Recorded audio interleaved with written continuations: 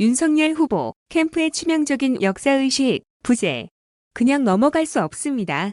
민주열사와 국민께 진심으로 사죄하기 바랍니다. 순간 제 눈과 귀를 의심했습니다. 대한민국 대통령이 되시겠다는 분이 설마 이 한열 열사도 알아보지 못할 거라는 생각은 꿈에도 해본 적이 없기 때문입니다. 윤석열 후보님, 이한열 열사가 최루탄을 맞고 쓰러지는 그 역사적 사진을 보고 부마항쟁이라니요. 이건 단순한 착각이라고 변명하기에도 너무 부끄러운 역사인식을 보여주는 장면입니다. 부마항쟁은 1979년입니다. 이한열 열사가 최루탄을 맞고 쓰러진 6월 항쟁은 1987년입니다. 우리나라의 민주주의는 저절로 이뤄진 것이 아닙니다. 어느 날 갑자기 하늘에서 뚝 떨어진 게 아닙니다. 독재 정권에 맞선 청년, 이한열 같은 수많은 학생과 시민들이 피로 쟁취한 역사입니다. 우리나라 민주주의 역사에 대해 얼마나 관심이 없고 지식이 없었으면 그런 망언을 할 수 있겠습니까? 더 심각한 것은 주변 참모들의 수준입니다. 100번 양보해서 윤석열 후보가 몰랐다 하더라도 이를 잡아주지도 못하는 참모들과 무엇을 도모할 수 있겠습니까? 이제 보여주기 식스는 그만하십시오. 정치에 뛰어든 지 한 달 만에 구태 정치에 물들어버린 모습이 안타깝습니다. 이런 수준의 역사인식으로 대한민국을 이끌겠다는 것이 정말 충격적입니다. 더 이상 대한민국의 민주주의를 위해 피 흘린 국민들과 열사들을 욕보이지 말아주시기 바랍니다. 그냥 넘어갈 수 없는 일입니다. 한 번의 실수로 보기엔 너무 치명적인 역사의식 부재입니다. 민주주의를 위해 몸 바쳐온 모든 국민께 진심으로 사과하시길 촉구합니다. 다음 페이스북 글. 기록적인 폭염, 전기요금 추가 감면을 요청합니다. 그 어느 때보다 폭염이 기승을 부리고 있습니다. 열돔 폭염으로 이미 7분이 목숨을 잃었고 온열 질환자도 계속 증가하고 있습니다. 특히 취약계층의 고통이 극심하며 그중 하나가 전기요금 문제입니다. 정부도 이 문제를 인식하고 주택 전기요금 부담을 16% 낮출 수 있도록 여름철 요금 할인을 상시화했습니다. 그런데 올해 여름은 코로나 4차 유행으로 전기요금 인하 요구가 큽니다. 무더위 쉼터, 노인정, 마을회관 운영은 중단돼 있고 재택근무, 원격 수업 등으로 실내 생활 시간이 그 어느 때보다 길어졌기 때문입니다. 또한 현대사회에서 전기는 국민 누구나 인간다운 삶을 누릴 권리, 즉 인권과 직결된 문제고 에너지 복지는 국가적 책무입니다. 여름철 전력 소비는 이 관점에서 접근할 필요가 있습니다. 월 350kWh를 쓰는 가정이 600W급 에어컨을 하루 4시간 정도 가동하면 월 12,000원의 추가 요금이 발생합니다. 국내 2,148만 모든 가구에게 혜택을 줄 경우 여름철 2개월간 5천억 원이 필요합니다. 이 정도 금액이면 에너지 복지 차원에서 검토해 볼 만하다 생각합니다. 현재 400kWh까지 4,000원 일괄 공제하는 필수 사용량 보장 공제 제도를 일시적으로 확대하는 방안이 있을 수 있습니다.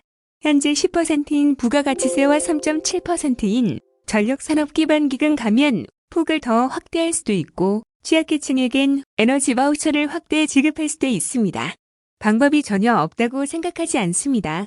함께 머리를 맞대고 민생의 어려움을 극복할 방법을 모색하면 좋겠습니다.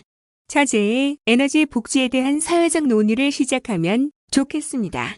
일부 해외 국가에서는 일정량의 최소 전기를 무상으로 제공하는 전기요금 제도를 운영하고 있습니다.